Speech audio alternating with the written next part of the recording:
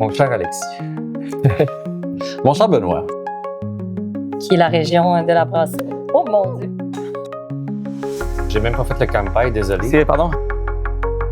Campagne. Campagne, merci.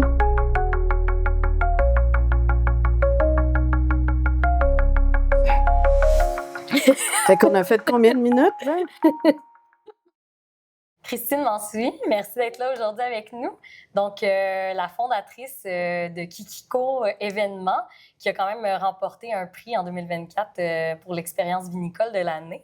Est-ce que tu aimerais nous parler un peu de ce prix-là puis de ce que tu fais dans la vie? Oui, mais merci beaucoup pour l'invitation. Ça fait plaisir. Ça me fait sortir de ma zone de confort juste vin. Oui?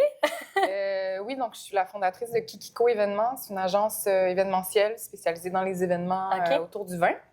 On fait des événements privés, corporatifs, des ateliers, mais on a aussi un volet voyage. On crée des expériences sur mesure dans les vignobles du Québec, entre autres, mais aussi à l'international en Europe, donc au Portugal, en Espagne, Italie, France. Wow! Éventuellement aussi, on travaille sur d'autres destinations comme la Grèce. Puis on a remporté ce prix-là par Prestige Awards pour vraiment, parce qu'on met vraiment l'emphase sur le sur-mesure, les expériences immersives. Puis c'est vraiment des expériences où les gens vont dans les vignobles, ils vont rencontrer les producteurs, peuvent avoir accès aux endroits qui sont plus difficiles normalement d'avoir accès si on n'est pas dans l'industrie du vin. C'est vraiment une opportunité. Oui, c'est ça. Fait que c'est vraiment, ça sort un peu de l'ordinaire aussi de faire des gros voyages de groupe organisés dans les endroits un petit peu plus touristiques. Nous, on met vraiment l'emphase sur les petits producteurs, puis l'expérience globale, vraiment immersive. OK. Puis, ça a été quoi, justement? Tu dis que tu t'es plus côté vin. Est-ce que tu as eu un premier contact avec le saké? Qu'est-ce qui t'amène à intégrer un peu le saké là, dans... En fait, moi, je suis vraiment néophyte dans le saké. Mais grâce à Benoît Champagne, qui est vraiment très passionné, c'est l'an dernier, en fait, où j'ai vraiment commencé à déguster des sakés plus haut de gamme, dont le saké qu'on va déguster tout à l'heure. Parce que j'avais été plus initiée au saké qu'on déguste dans les restaurants asiatiques, où sont un petit peu plus entrée de gamme, des sakés qui sont chauds, qui sont très sucrés, qui goûtent surtout le riz. Puis l'an dernier, je fais partie du jury de sélection mondiale des vins Canada. C'est un des plus gros concours en Amérique du Nord. Félicitations. Puis, merci. Puis l'an dernier, c'était la première édition où il y avait un jury spécialisé en saké, où il y avait des sakés dans la compétition. Puis, par la suite, il y avait une dégustation des vins médaillés et des sakés spiritueux médaillés. Puis, il y avait tous les sakés, entre autres, de François Chartier. Puis, c'est là que j'ai vu, oh my God, c'est un autre monde, là. C'est vraiment comme le vin, finalement, là. Il y a plein de subtilités. Vraiment. C'est complexe. Tout le monde peut tirer son épingle du jeu là, avec le saké comme le vin. Là. Vraiment. Puis, souvent, un peu comme le vin, il y a des gens qui disent, parfois, ils goûtent un vin qu'ils n'aiment pas, puis ils pensent que c'est juste ça, le vin, tu sais, mettons, avec le chardonnay, par exemple. Oui. J'aime vraiment pas le chardonnay. On goûté une fois un produit. Avec le saké, c'est un peu la même chose quand on n'a pas goûté à quelque chose d'un petit peu plus Je suis d'accord. Même quand je fais déguster des produits haut de gamme, je dis souvent aux gens, si vous l'aimez pas, arrêtez-vous pas à ça. Là. Il y a vraiment une panoplie de produits. C'est ça, il y a de la diversité, ça dépend de la technique de brassage, plein de trucs. Donc c'est ça. Donc, l'année passée, à la Sélection mondiale, lors de la dégustation des vins médaillés, c'est là que j'ai fait « Oh my God, OK, surtout des sakés médaillés aussi. Donc, oui, c'est ça, parmi les meilleurs. Exact. Avec un jury ultra qualifié. Fait que j'ai dit « OK, je viens d'ouvrir une nouvelle porte. » C'est bon. Puis comment est-ce que tu intègres ça dans ta carrière? C'est sûr que là, en ce moment, je suis encore, c'est ça, très néophyte. Éventuellement, à faire un cours sur le saké, ça serait le fun. Puis, il y a Marie-Hélène Boisvert, que je connais bien dans l'industrie du vin, qui est nouvellement... passionnée de saké également. Oui, c'est ça, qui enseigne nouvellement. Fait que ça donne le goût aussi là, d'entrer dans ce monde-là. Donc, je pense que prendre des cours, ça serait la prochaine étape là, pour... plus comprendre. Donc, pour te spécialiser là, un peu plus. Est-ce que tu as des objectifs long terme par rapport à ça, si tu deviens un peu plus spécialiste saké? Je ne sais pas encore. Par contre, au niveau des accords mets et vins, ça, c'est vraiment ça. Je trouve ça vraiment fascinant. Je pense que c'est tout un monde. J'aime beaucoup, justement, travailler les accords. Puis je pense qu'avec les sakés... Est-ce que tu as déjà des pistes? Est-ce que tu essaies des choses à la maison? J'ai essayé dernièrement avec un saké au yuzu.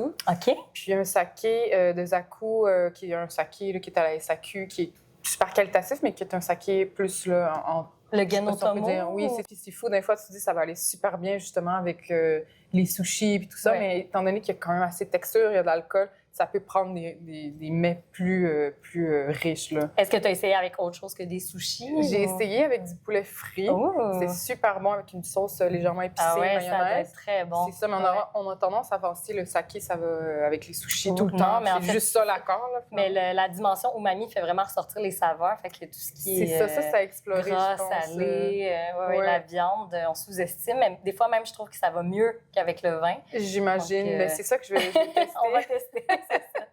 Ou peut-être justement avec le côté légumes, champignons, tu sais, pour aller chercher le côté umami des sakés, ça a l'air super intéressant. Donc, à venir pour un atelier accord mets vin, mets saké avec des tests, ça serait super cool. Ben, ça peut être un atelier exploratoire aussi, autant pour toi que pour les participants. Que pour les participants, Donc, exactement. Est-ce qu'il y a un élément du saké qui te passionne plus que... Tu parlais un peu des accords. Est-ce qu'outre les accords, il y a d'autres facettes du saké qui t'intéressent? C'est sûr qu'un jour, j'aimerais ça aller au Japon. Oui. Je trouve que, justement, il y a plein de choses à découvrir par rapport à la culture, justement. Puis par rapport aussi à la fabrication, je pense que ça fait quand même 2000 ans, plus que 2000 ans là, qu'ils font du saké. Oui. Donc, justement, aller voir les procédés de fabrication plus artisanales, plus à l'ancienne, comparé à ceux qui font un petit peu plus de volume, un petit peu plus industriel, mais quand même qualitatif, mais de voir les différents procédés, ça m'intéresse beaucoup. Est-ce que tu as un produit préféré ou une brasserie que tu aimes bien? Mais Zakou, c'est sûr que c'est un gros coup de cœur. À Sélection mondiale, c'était un de mes préférés dans tous les produits. Puis, j'ai hâte de le déguster, celui-là, avec toi. Oui? Bien, est-ce qu'on y va? Oui. Oui. Je te Est-ce que laisse. Je joue. Parfait. En plus, l'étiquette est vraiment belle. Oui, vraiment.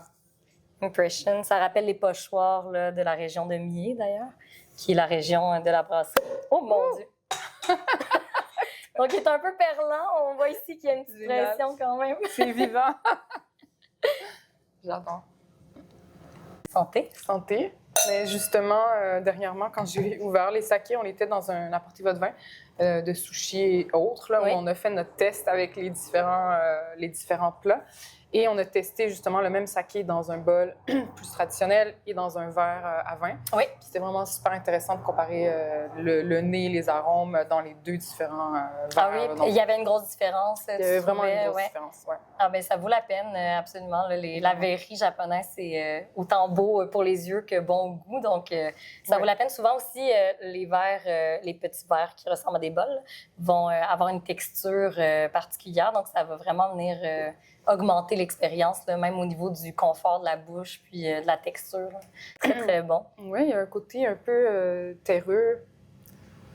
Puis j'avais justement... Bon, c'est sûr que quand on lit les arômes derrière la bouteille, ça nous influence. Oui. Mais en effet, des arômes de pommes vertes.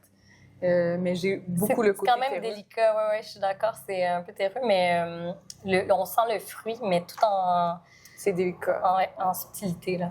Justement, le petit côté effervescent, ça rajoute de la fraîcheur. Oui. Ça se boit super bien juste comme ça. Puis on a vu le bouchon popper, mais au final, il est pas vraiment pétillant. Là, on est vraiment sur un petit côté... côté perlant. Perlant qui chatouille la langue. Dans le jargon. Donc, ouais, vraiment comme une eau pétillante, légèrement. Mais il y a encore très, très léger là, dans le pétillant. Ouais. Peut-être pas du Perrier. Non. Une Saint-Justin. C'est ça. Légèrement. Est-ce que tu avais d'autres choses que tu aimerais nous partager par rapport au saké?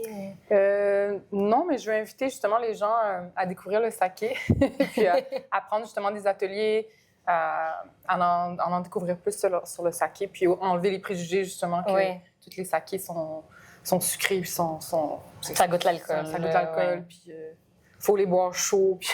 Absolument. Mais justement, un prochain atelier, je vais inviter les gens à nous suivre puis à rester à l'affût des prochains événements saké. Merci. Santé. Merci à toi. Santé.